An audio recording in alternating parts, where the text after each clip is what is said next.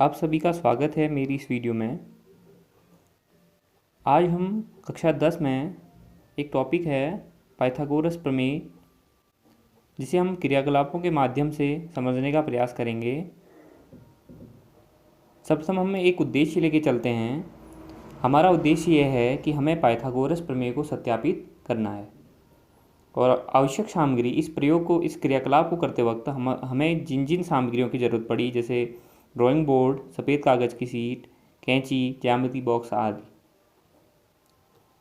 अब ये पाइथागोरस प्रमेय जो है ये एक गणितज्ञ पाइथागोरस के नाम पर पड़ी हुई है। यह प्रमेय कहती है कि एक समकोण त्रिभुज में कर्ण का वर्ग अन्य दोनों भुजाओं के वर्गों के योग के बराबर होता है। तो सबसे पहले हमें समझना पड़ेगा कि समकोण त्रिभुज क्या होता है। कोणों के आधार पर अगर हम बात करें तो त्रिभुज अलग अलग प्रकार के होते हैं, जैसे न्यूनकोण त्रिभुज, समकोण त्रिभुज। यहाँ पर हम बात करेंगे समकोण त्रिभुज की। तो समकोण त्रिभुज ऐसा त्रिभुज होता है जिसका एक कोण समकोण होता है, अर्थात एक कोण 90 डिग्री होता है, बाकी अन्य दो कोण न्यूनकोण होते हैं। इस समकोण त्रिभुज में हम इसे लंब कहते हैं, इसे हम आधार कहते हैं, इसे हम कर्ण कहते हैं। कर्ण जो है सबसे लंबी भुजा होती है, सबसे लंबी मतलब जो तिरछी है ये कर्ण, सब इस भुजा से भी बड़ी होती है, कर्ण इस भुजा से भी बड़ी होती है। यहाँ पर हम इसे भी लंब कह सकते हैं, इसे भी आधार कह सकते हैं, लेकिन हम मान लेते हैं कि ये लंब है, ये आधार है। तो त्रिभुज ABC एक समकोण है। तो पाइथागोरस प्रमेय कहती है कि समकोण त्रिभुज में कर्ण का वर्ग, अर्थात कर्ण पर बना वर्ग जो होगा, या फिर हम कह सकते हैं कर्ण का वर्ग जो होगा वो लंब के वर्ग धन आधार के वर्ग के योग के बराबर होता है। इसे हम एक उदाहरण के माध्यम से भी देख सकते हैं। जैसे हमने एक समकोण त्रिभुज लिया जिसमें हमने लंब ले लिया 4 सेंटीमीटर, आधार ले लिया 3 सेंटीमीटर और कर्ण आ गया खुद 5 सेंटीमीटर। तो हम इसको सिद्ध कर सकते हैं इसकी सहायता से। कर्ण का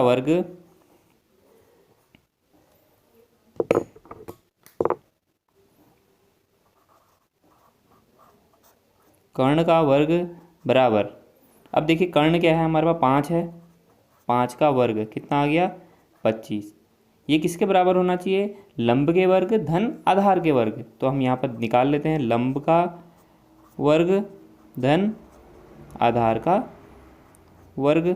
तो लंब का वर्ग कितना है? लंब कितना है 4 सेंटीमीटर का वर्ग, प्लस आधार कितना है 3 सेंटीमीटर का वर्ग। तो इसको करते हैं 4 चक्को 16, 3 तिया 9, 16 में 9 जोड़ा 25। तो ये आ गया ना, ये कर्ण का वर्ग भी 25 आ गया और लंब धन आधार का वर्ग भी 25 आ गया। तो हम कह सकते हैं कि कर्ण का वर्ग जो होता है वो लंब के वर्ग धन आधार के वर्ग के बराबर होता है। ये तो प्रूफ है पहले से। अब हम क्रियाकलाप के माध्यम से कैसे इसको समझेंगे। तो सबसे पहले हम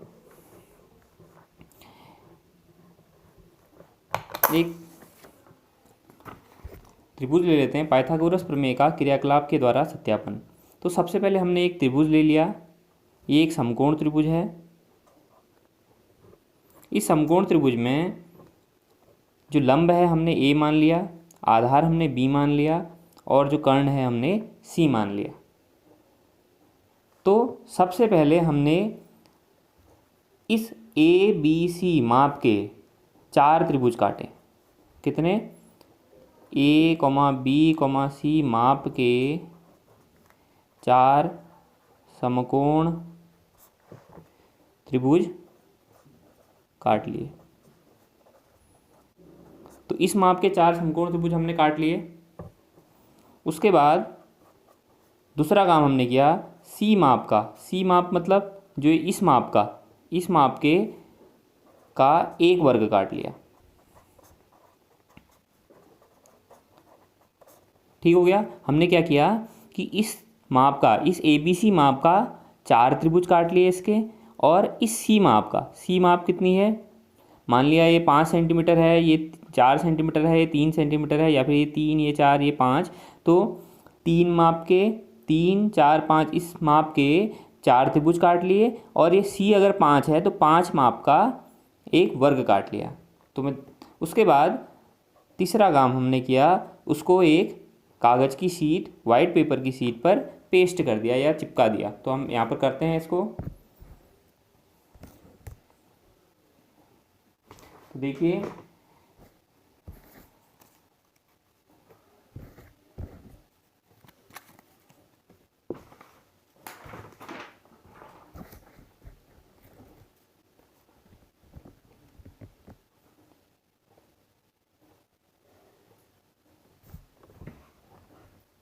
तो मैंने पहले से यहाँ पर काटे हुए हैं, तो मैं आपको दिखाता हूँ।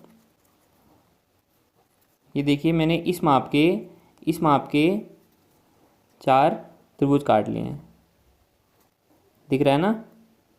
इस माप के 4 त्रिभुज काट लिए, सारे के सारे त्रिभुज इसी माप के हैं।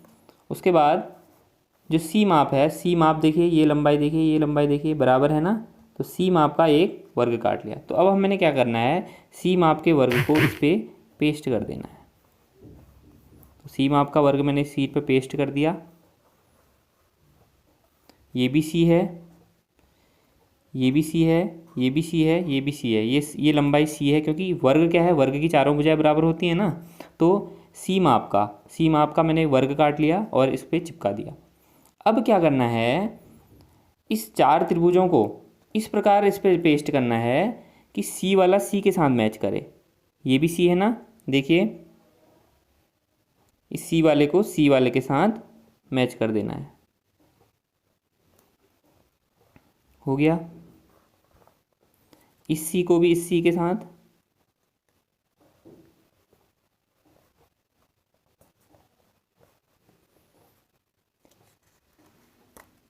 इस सी को भी इस सी के साथ,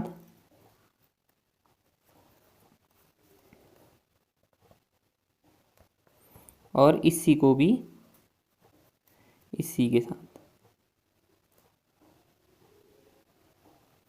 तो मान के चलेंगे कि ये एक वर्ग बन रहा है, ठीक है। थोड़ा सा हल्का कटने में दिक्कत हुई है। तो देखिए ये भी एक प्रकार का वर्ग बन रहा है, देखो समझेंगे। ये भी तो एक वर्ग बन रहा है, देखो ये वर्ग बन रहा है ना एक। तो इस वर्ग की भुजा देखिए, ये बी है, ये बी है, ये ए है इस त्रिभुज का। ऐसे ही ये बी है, ये इस त्रिभुज का इतना ए है, ये बी है, ये इतना ए है, ये बी है, ये इतना ए है। तो देखिए ये पूरी अगर यहाँ से यहाँ तक की लंबाई लूँ तो ये ए बी धन ए, ये भी बी धन ए, या भी ए धन बी, या ए धन बी, बी धन ए लिखो या ए धन बी लिखो।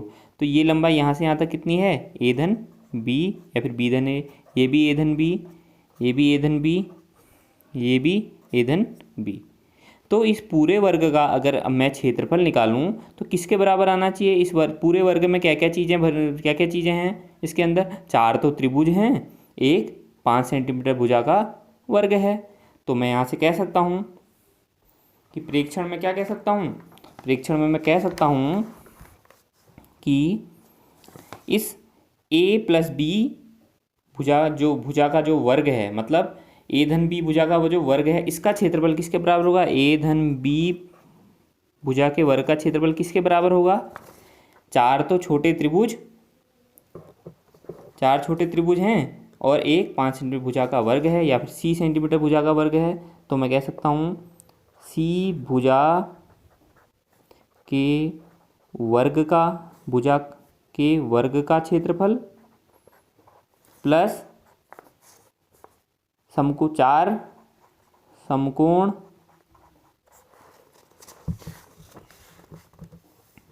त्रिभुज का क्षेत्रफल। तो सी भुजा, इसका ए प्लस बी का वर्ग का क्या सूत्र होता है, हम जानते हैं कि ए प्लस बी का होल स्क्वायर का सूत्र होता है A square plus B square plus 2ab। ये सर्वसमीका है बीजी सर्वसमीका। तो A square plus B square plus 2ab किसके बराबर हो जाएगा, सी भुजा के वर्ग का क्षेत्रफल। मतलब भुजा सी है तो वर्ग का क्षेत्रफल क्या होता है, भुजा गुणा भुजा, भुजा गुणा भुजा। तो भुजा कितनी है, सी है, तो सी इसका क्षेत्रफल क्या हो जाएगा, सी गुणा सी प्लस 4 समकोण का क्षेत्रफल। तो 4 गुणा एक समकोण का क्षेत्रफल निकाल देते, क्योंकि 4 समकोण का निकालना है। तो 4 गुणा एक समकोण का क्षेत्रफल। अब समकोण त्रिभुज का क्षेत्रफल क्या होता है, समकोण त्रिभुज का क्षेत्रफल 1/2 गुणा आधार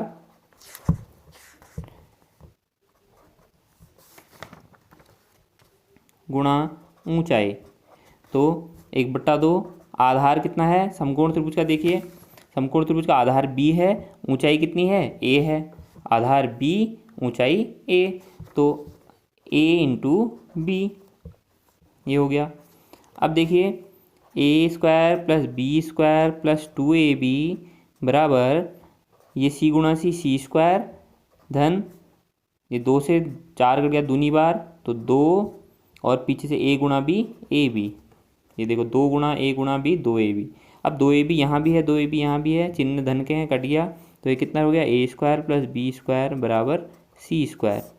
अब देखिए a² और b² किसके बराबर आ गया c² के, तो ये देखिए लंब का वर्ग a² है, आधार का वर्ग b² है, ये किसके बराबर आ गया कर्ण के वर्ग c² आ गया ना। आधार का वर्ग धन लंब का वर्ग बराबर कर्ण का वर्ग। तो हम यहाँ से कह सकते हैं परिणाम क्या आ गया हमारे पास, कर्ण का वर्ग बराबर लंब का वर्ग धन आधार का वर्ग। कर्ण कितना था c का वर्ग, लंब कितना मान के चले थे हम, यहाँ देखिए a का वर्ग धन आधार कितना मान के चलते b का वर्ग। तो ये हमारा क्या हो गया पाइथागोरस प्रमेय प्रूफ होगी कि किसी समकोण त्रिभुज में कर्ण का वर्ग शेष अन्य दो भुजाओं के वर्ग के योग के बराबर होता है। आशा करता हूँ आपको ये क्रियाकलाप समझ में आया होगा। इसी प्रकार आने वाली वीडियो को देखने के लिए मेरे चैनल को सब्सक्राइब कीजिए और बेल आइकन को प्रेस कीजिए ताकि आपको आने वाली वीडियोज़ के नोटिफिकेशन मिलते रहें। धन्यवाद।